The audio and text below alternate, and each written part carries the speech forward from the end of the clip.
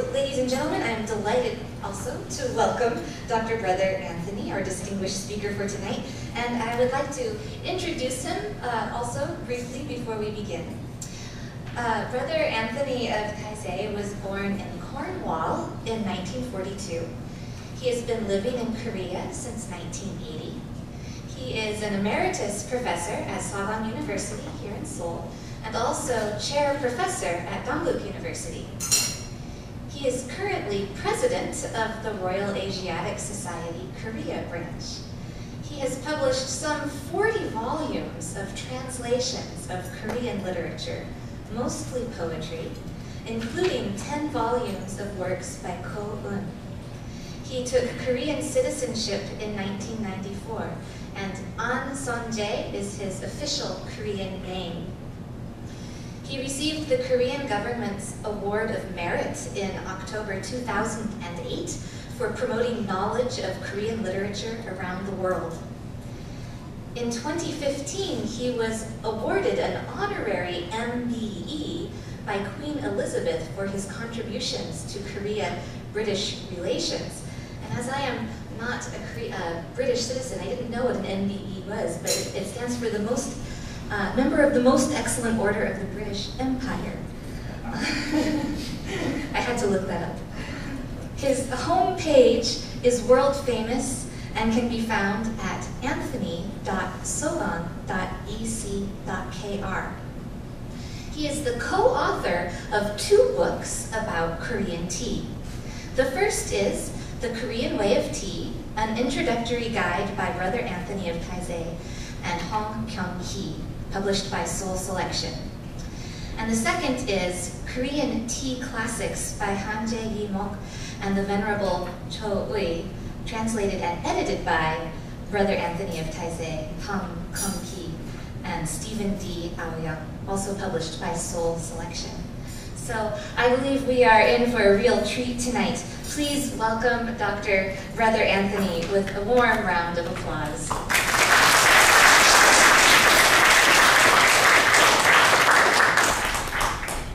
Thank you very much. I hope you can hear me. I think I better start by saying that absolutely everything I'm going to say is potentially controversial, and maybe not so much the people here, but out in Korean society, the tea people in Korean society are a fierce band, and they're always contradicting everything anybody else says. So I hope we don't have any of them here. So tea, what's tea? Tea's a drink, okay. And real tea then is a drink made using the leaves, the buds of the tea tree or bush. And the official name of that bush or tree is Camellia sinensis okunsu. And there are, among the different bushes, slight genetic differences that result in slightly different cultivars, which means there are small differences in size, taste, resistance to cold, but essentially every kind of real tea is made with the leaves of the same plant. And no matter whether the tea is white tea, green tea, yellow tea, oolong tea, red, black, or breakfast. The tea tree seems to have been native to the monsoon area of Southeast Asia, what's now Thailand, Burma, Southwest China, Yunnan, Assam. And the photo is of what's said to be the oldest tea tree, which might even be some 3,700 years old. Don't ask me how they know. And long, long ago, people, especially in that area down Laos, Yunnan, and so on, they discovered the stimulating and curative properties of especially the younger leaves and the buds of the tree.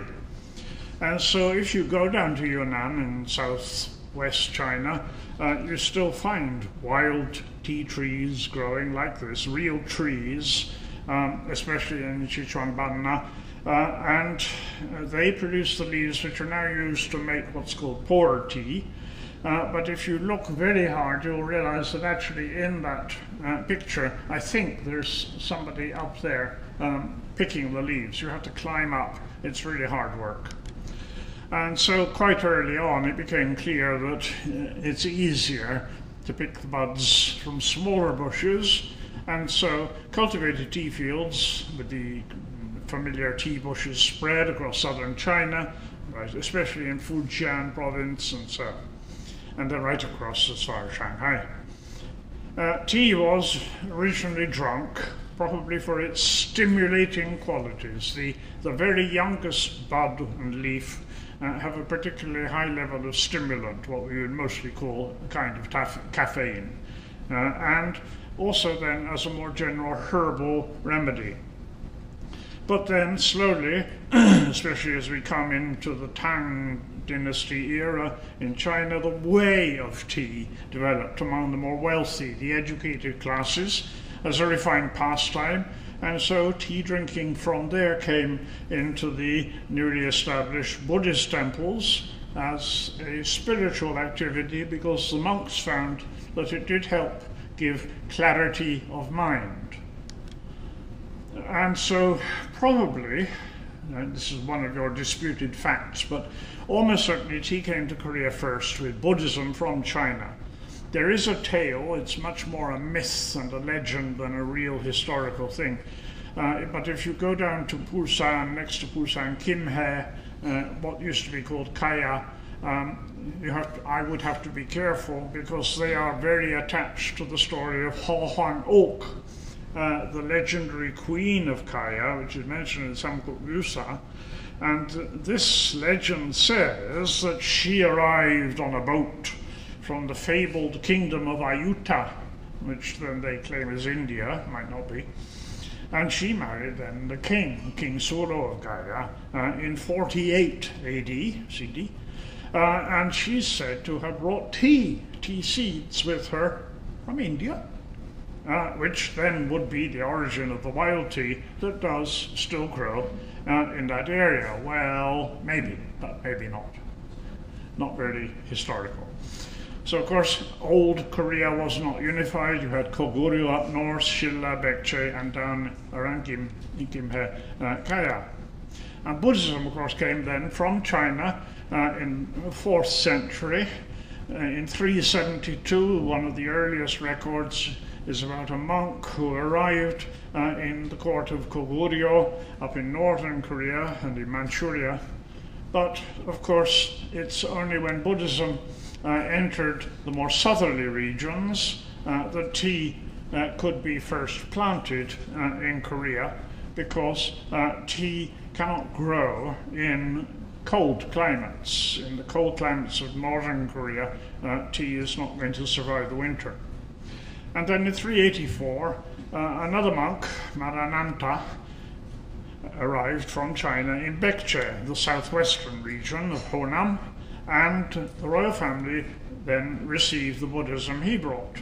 So then later, in the southeast, finally, in 527, Buddhism came to Shilla rather later and was made then a state religion of Shilla. And from that time on, as this is the China, again, China is entering the Tang dynasty era, era of great civilization and development. There are constant exchanges of monks between China and Korea, particularly monks coming and going to study, and probably almost certainly bringing tea seeds with them back to Korea. And as a result, at that time, tea seems to have been planted around many of the major temples in the southern regions. But we don't really have any records, and it's not clear exactly how it was drunk in those early times. Presumably it was drunk as it was drunk in China. So tea then, from that period until today, spread around these early temples, growing wild on the hillsides. And for example, here in Iksan, you have the site of a temple which was destroyed at the start of the Joseon dynasty. Imhaesa, no longer a temple, but the tea continued to grow, and it's still there. completely wild tea grove, now being used also to make tea again. And this traditionally is the furthest north that tea will naturally, freely grow in Korea. Iksan is North Cholla, just up coming into Chungcheong. Beyond that, the winters have been, now it's changing, but the winters have been too cold. Now, in China, in the Tang dynasty, as I said, there's a shift in tea practice. Previously, tea had mainly been used as a kind of medicine. The tea leaves were simply sun-dried and then boiled up to give a kind of soup with other vegetables and onions and ginger. More soup than drink. But in the Tang dynasty, we come to a more sophisticated aesthetic approach among the higher classes, the merchant classes, the educated people.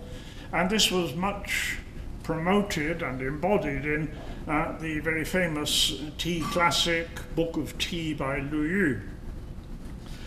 For Lu Yu then and his companions, tea symbolized the harmony and mysterious unity of the universe. They are essentially perhaps what we would call Taoist, and the Chaching is filled with the concept that dominated in fact all the religious thought of the age, Buddhist, Taoist or Confucian.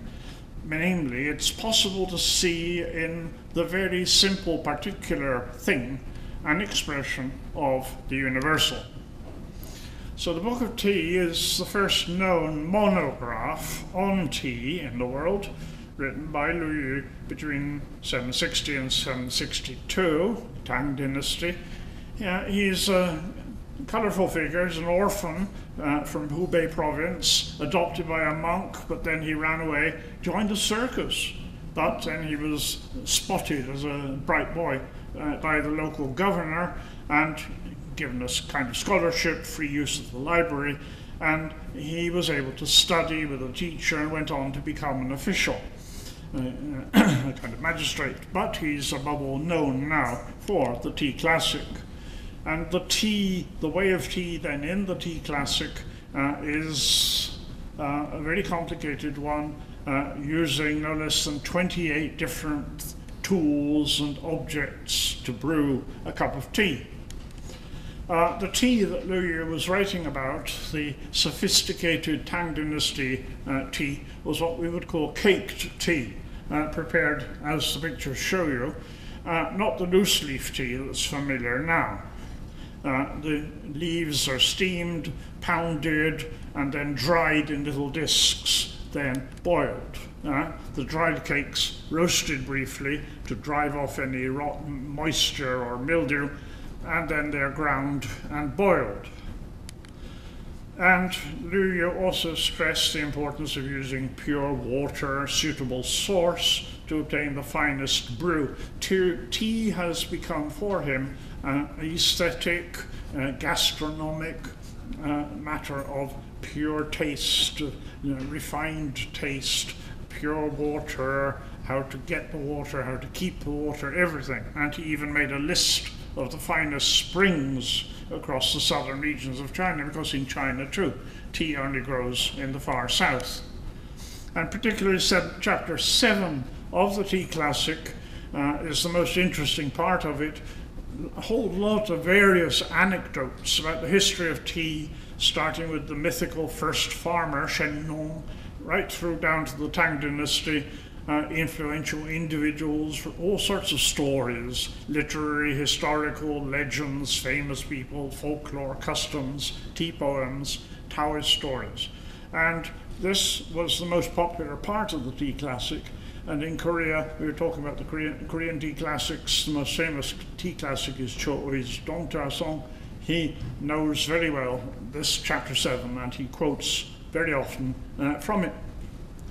So actually, one of the first clearly dated Korean records from the Samguk Sagi, which mentions tea, says that in 828, King Hungdok of Shilla received tea seeds sent by the Tang dynasty Chinese emperor of the time, and he sent them to be planted in Chirisan mountain.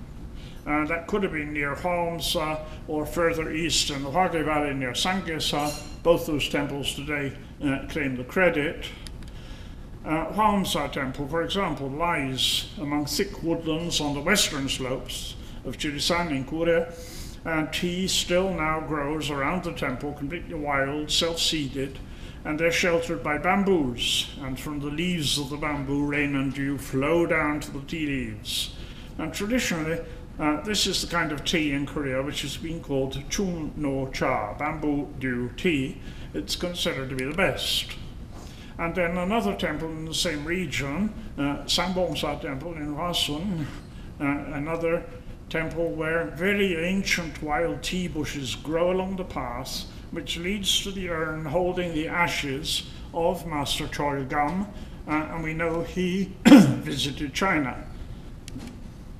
And then the famous scholar Chechuan wrote the text of a stele, standing stone, in Sanggesa Temple in Hadong, in Hwage Valley, in Jirisan, commemorating the accomplishments of another master of Chingam, great master of meditation.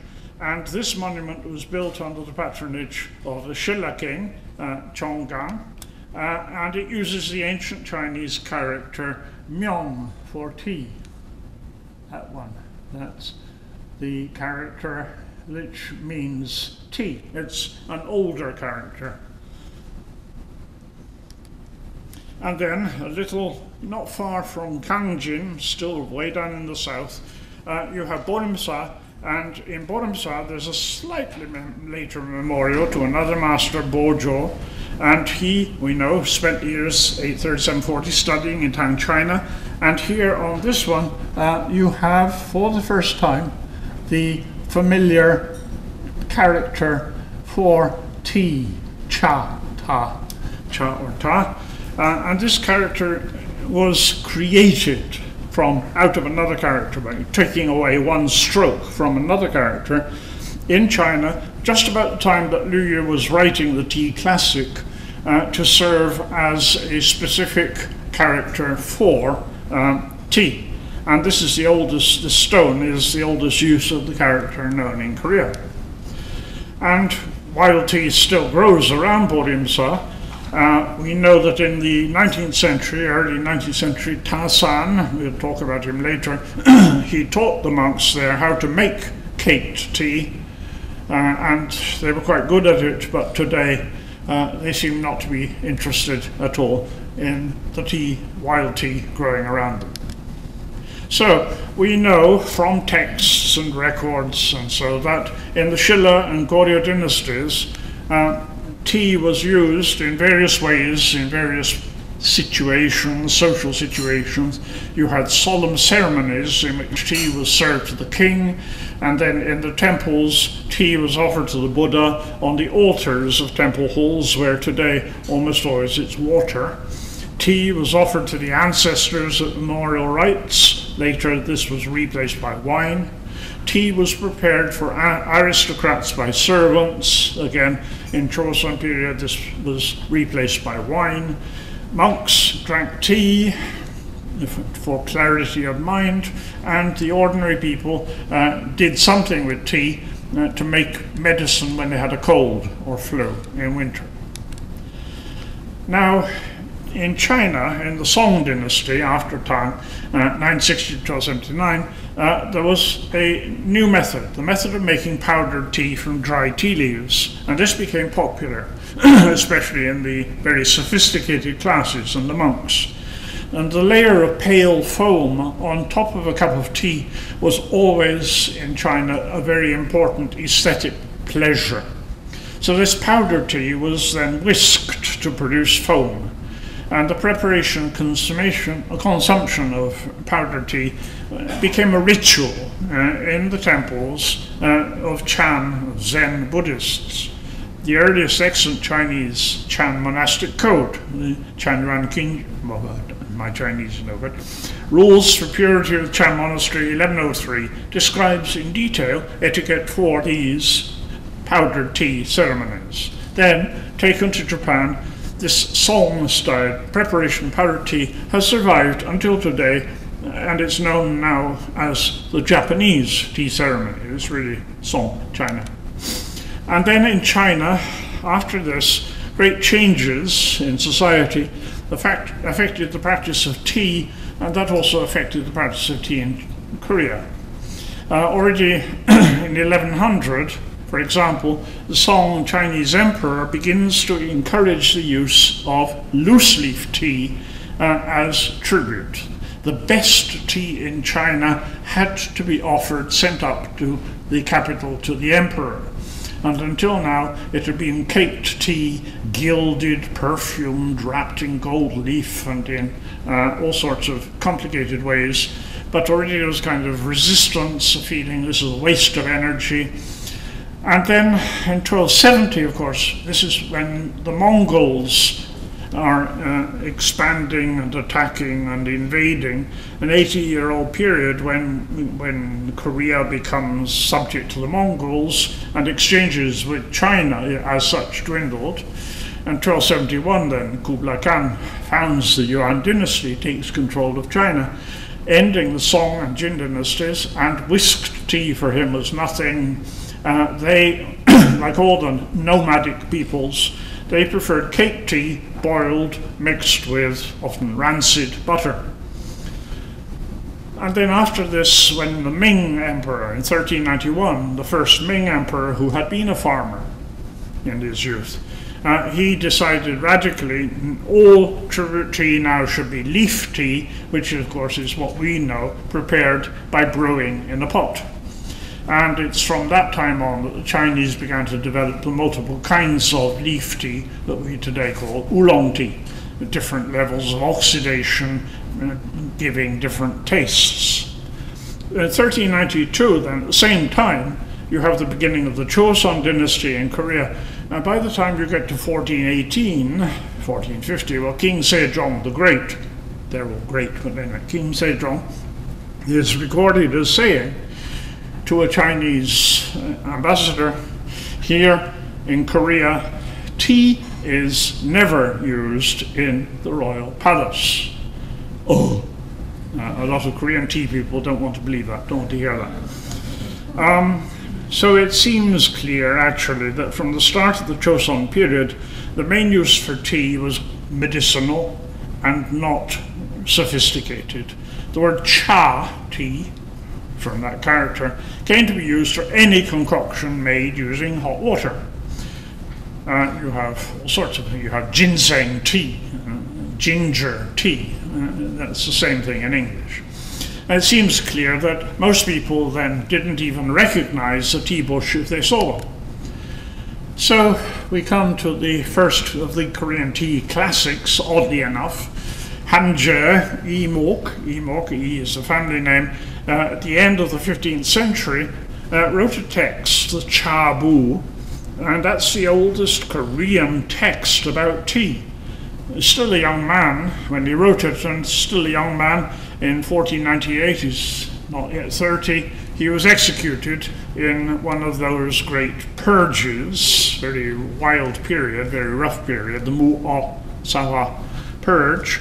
But this text, which I have translated, it's in our Korean tea classic, does not say anything about tea in Korea, but lists in great detail Chinese tea producing areas, the names of teas produced in China, but no indication about his own tea practice, if any. His own teacher, the great scholar Kim Jong-jik, who died a little before him in 1492, escaped the purge. He had planted a tea field at Hamyang over in eastern Jirisan, and we have a poem he wrote about that. But he explains before the poem that he did it because the town he was governor of, magistrate of, was traditionally obliged to send up tribute tea to the king, and they didn't have any tea. Tea wasn't growing there, at least not anymore. So they had to buy leaves from way on the other side of Jirisan in Cholla, great expense, in order to send this tribute up to Seoul. And she said, we're going to help people, we're going to get seeds, and we're going to give them a tea field so they don't have to buy the leaves. It seems that he himself did actually drink tea. It's a rare example of tea being known and liked in this earlier Joseon period. and there's even a monument to him as a founder of the Korean tea tradition. But it's very isolated. Of course, there were still embassies between Korea and China, no longer monks, but official embassies from the court. And this ensured that Chosun scholars, at least those living in Seoul, could regularly, if they wanted, receive gifts of Chinese tea. But there's no indication that very many people knew how to prepare tea or enjoyed it. And in 1598, at the end of the Japanese invasions, a Chinese general once told King Sonjo of Chosun that he'd discovered some very good tea in Namwon. And the king simply said, it's not a Korean custom to drink tea. End of conversation.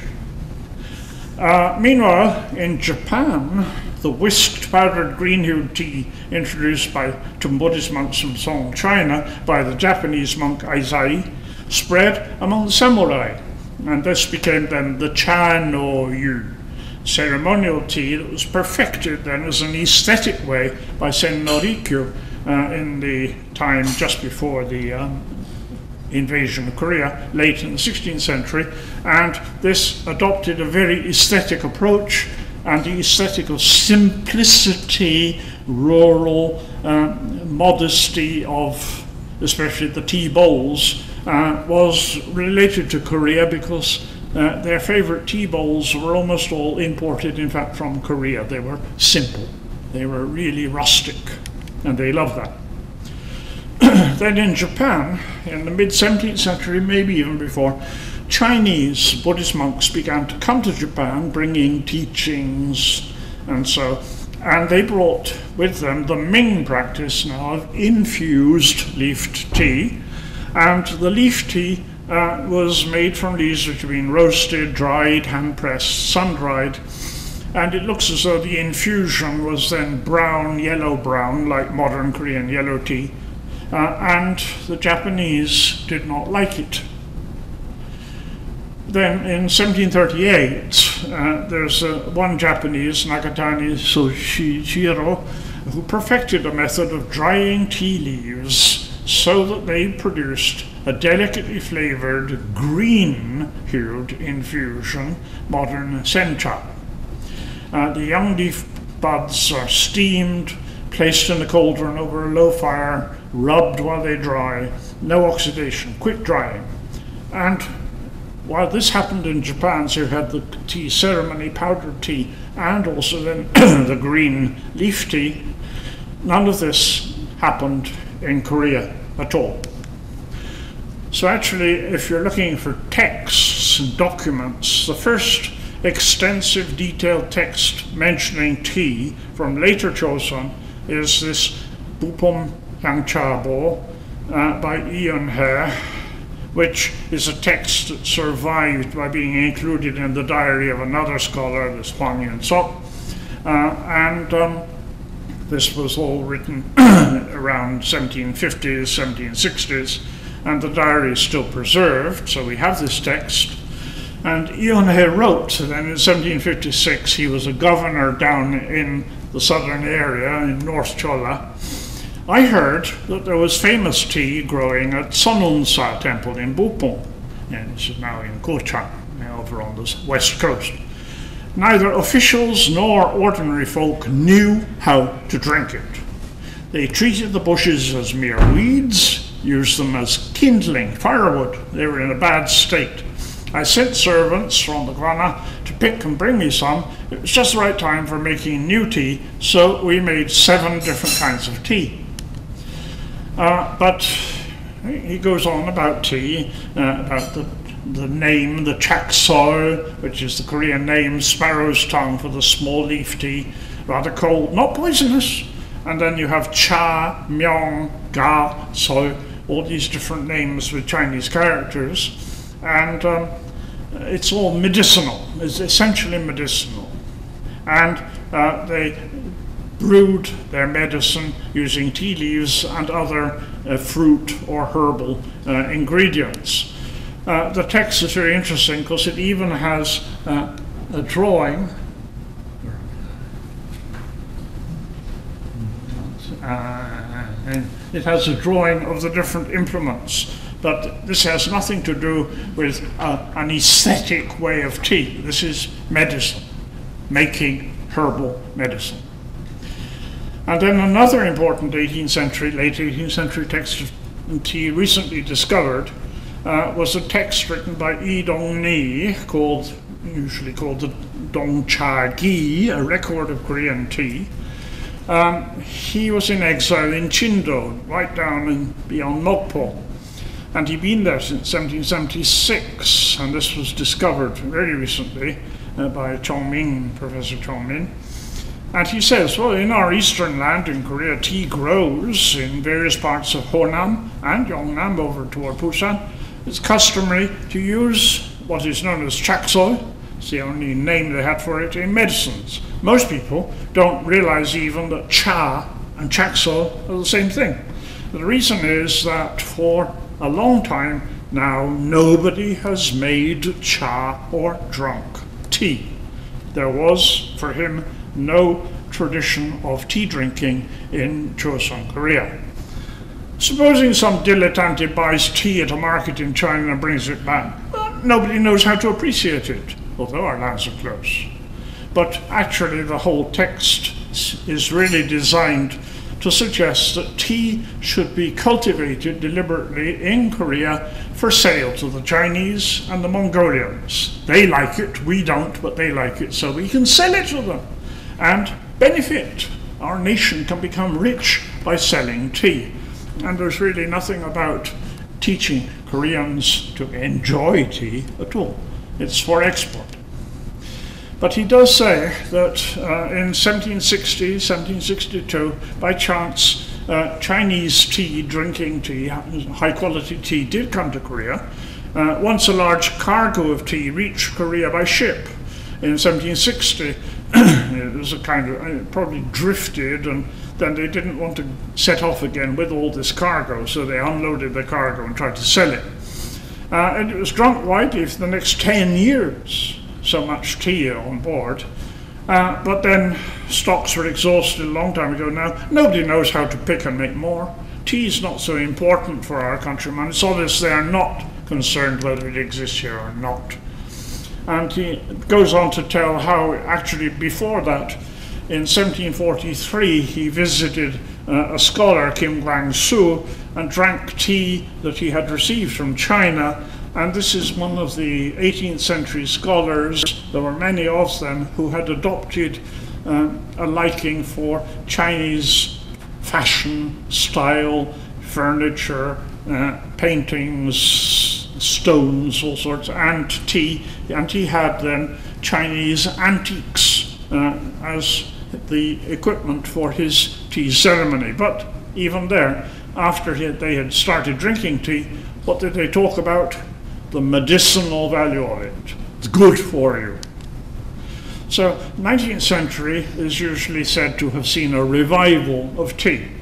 And the revival focuses on Jong Yak-yong, later known as Tasan, and he's the greatest scholar of his age, and he really is the person who originated the 19th century Korean tea revival. He was a scholar. He was very close then to Kim Jong-jo, and Jong-jo, of course, famous as the son of Prince Sado, who died after being shut up in a rice box. Terrible story. And Chong-jo then, when he became king, brought his father's body back, and so established Suwon as a palace from which he could make offerings. And the other brothers of Tasan were Catholics, and there was after the king died in 1800, there was a great persecution of Catholics, and although Tasan Chong-ya-yong was not a Catholic, he was still sent into exile. By that time, he had been the great architect and designer of the walls around Suwon, around the palace, very advanced. But then he's sent into exile down in Kangjin in South Cholla, and he arrived there on December 28th, 1801, and he had to live in a poor inn, having no money and teaching boys. He was teaching boys Chinese classics, and his health was suffering. You can see the inn rebuilt now. In 1805, a learned monk, He Zhang, came to live in the temple there in Kangjin, and Zhong Yang visited him, spent the night in his temple talking about the I Ching. And then a few days later, he sent to the monk this poem, which we still have. I have just heard that below the summit of the mountain, fine tea has long been growing. And he asks then that the monk should have somebody pick the tea and bring it down to him so he can drink tea. It'll be good for him. So Chong Yong Tasan knows how to prepare tea. He has a copy of the tea classic. He knows tea. And a few years later, in 1808, he went up to live near the temple in this Tasan Chodan, which still exists, though it's no longer thatched. It was thatched. And this is where he lived for the rest of his exile, drinking tea, just growing up behind his house. And the hill where this house stands was known as Tasan Tea Mountain, and that he took as a pen name. And that monk, whom he'd obviously been rather fond of, who'd studied under him, suddenly died. And the inscription on his memorial stone at Taehung Sa down in Henan was composed by Tasan, and it tells the story. It's very interesting. It tells the story of their first conversation about the I Ching, the Chinese classics. And then Tasan finally came back up near Seoul, east of Seoul, and died there in 1836. But while he was still down in Kangjin, in the Chodan, another monk, Cho Ui, first visited him in 1809 from the same monastery, now known as Taehung Sa. And Cho Ui learnt, again, Chinese classics, and also then learnt from Tasan about preparation of caked tea, And they were very close. They went to Wolchul San, painting paintings, exchanging gifts of paintings and poetry.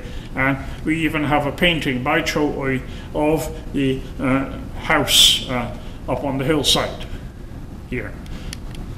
And then Cho Ui, later, after Tasan had gone back to Seoul, he built himself a little hermitage up above Taehung Sa in Henan, known as Ilchiam. The building vanished after he died. Now it's been rebuilt, the center for Korean tea. But Cho Ui, in 1830, went up to Seoul on business. Now, monks were not allowed into the city of Seoul. So he could only live in temples east and north, and he taught Buddhism to some very important people. This is the time when people are beginning to resent the pressure of Neo-Confucianism, and the young people are interested in Buddhism, some are interested in Catholicism, in Western learning, and Cho Ui's tea found a kind of popularity. It's a Cho Ui boom, a Cho Ui tea boom. At this time, around 1830, some of the scholars wrote poems about his tea.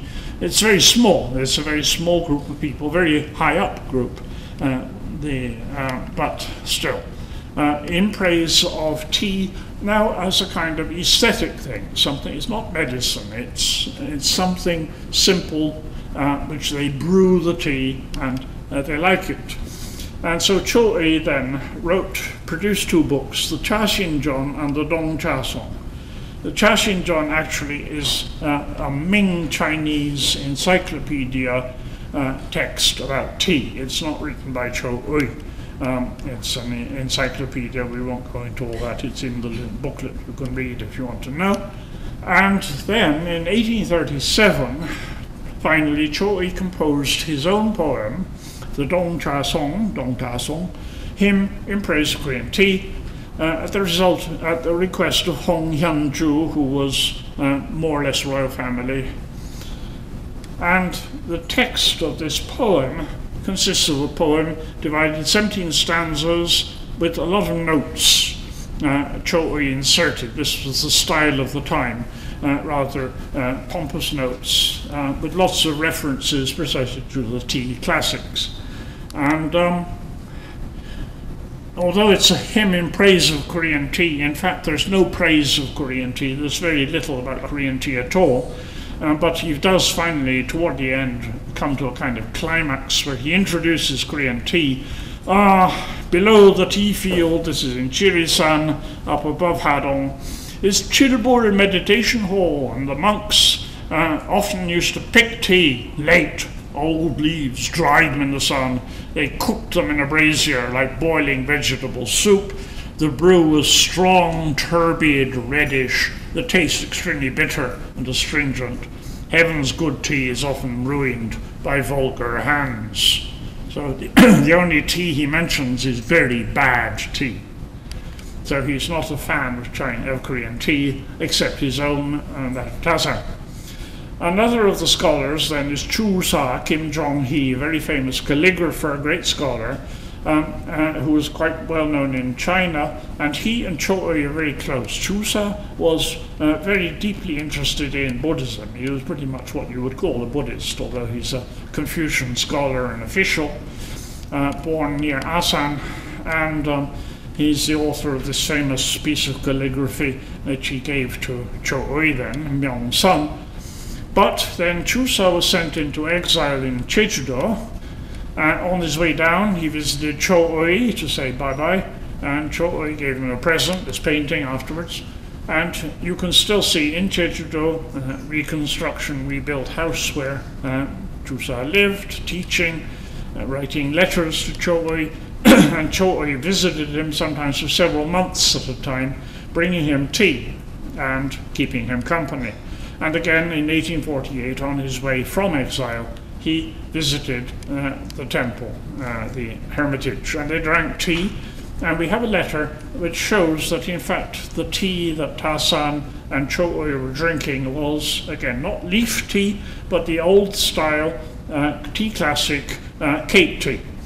Tasan sent a letter to his youngest pupil outlining how you have to steam the leaves, pound them, dense paste shaped into cakes and dried. And this continued. Actually, there was then in Kangjin a family that continued to make tea like that at least until the 1950s. The last person to do it died in 1956. And just before the war, a Japanese scholar published a book in Japanese called The Tea and Zen of Chosen, and he discovered this family in Kangjin and published pictures of that. So now the 20th century tea revival. There's not much continuity after Chu Sa and Cho'i die. There's very little sign of anybody going on drinking tea except in Kangjin. But then you come to the Venerable Shodan, which sort of civilian name was Chebom Sul. He was head monk of Ta Solsa down near Chinju for many decades, from the mid-30s until 1976.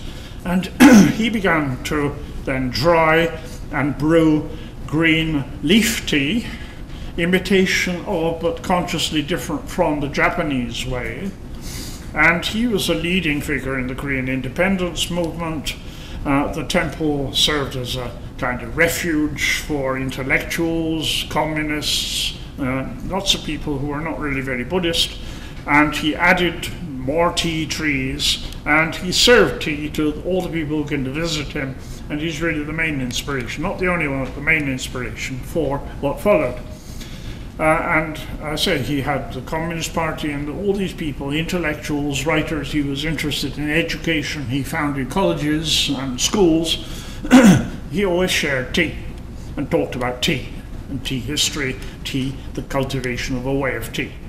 So his tea he called the Panya Ro, the dew of wisdom. Chung cha, the leaves are dipped into nearly boiling water, then dried in a cauldron, constantly rubbed until they dry, tossed, pressed over a fire. And finally, toward the end of his life, people asked him to write about tea, and he began to write down his vision, and he published then this book, the first modern Korean text about tea, Hanguk의 Chado, Korean Way of Tea, in 1973, and gradually encouraging the creation of an association for the study of tea. And his book was, for many years, the only textbook for all those who wanted to deepen their understanding of tea. The Way of Tea has no doors. It's open way. So, tea in Korea today. You have some small tea gardens. Individuals have tea in their garden. The tea is picked in April, May, and dried and drunk. Okay. And then more commercially, especially in Hwage Valley, which is in Hadong, on the southern slopes of Chilisan, you have these tea, which has been recently planted, tightly trimmed rows. Korean growers don't really do much about cultivars. If you go to China, each kind of tea has its original tea plant, and everything is descended from this particular plant, if for that particular kind of tea, but we don't do that. And in Hadong now, a lot of it, the tea bushes have been planted by farmers who are not equipped to then process the tea. So the tea is sold from the farmer to a cooperative, and the cooperative has a factory, and the tea is then processed centrally from many different fields using machines. And the picking of tea is expensive. You don't have enough people to pick tea by hand. You use a kind of hedge cutter with a vacuum cleaner to as soon as the shoots are really springing up. Then further south in Posong, this is even better known because of television dramas and so, very picturesque. Posong tea fields, more Japanese also in appearance. Actually, it was founded by Japanese in the Japanese period and then replanted by Koreans after the war. And in Jeju-do, you have the Osolok tea fields. A lot of people visit. Very disciplined, but entirely mechanical, really. So the varieties of Korean tea drunk today, first of all, what we call green tea, or dokkumja, where the tea, if it's made by hand, it's tossed, the freshly picked leaves, freshly picked, not wilted, freshly picked leaves tossed in a very hot iron cauldron, stirred to burning, and then taken off the heat, rubbed and rolled, and then put back onto the heat once or twice. And then you have to separate them, and then the heat is slowly reduced, and then you don't roll them anymore because they would break, they're drying.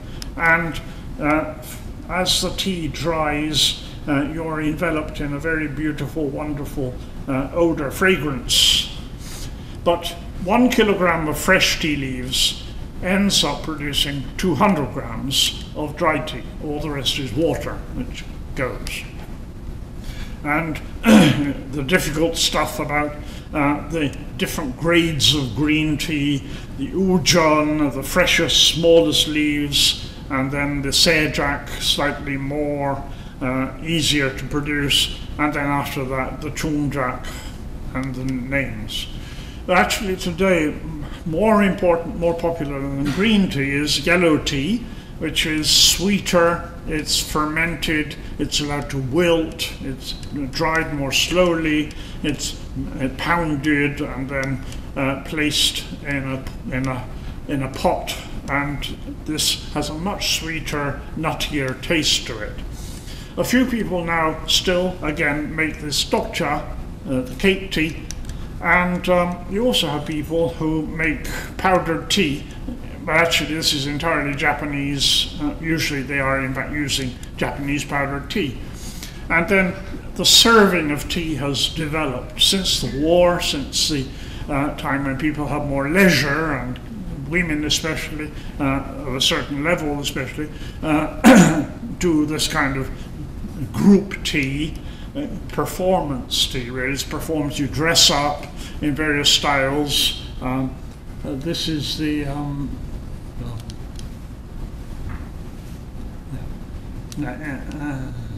up at the top right is more monastic.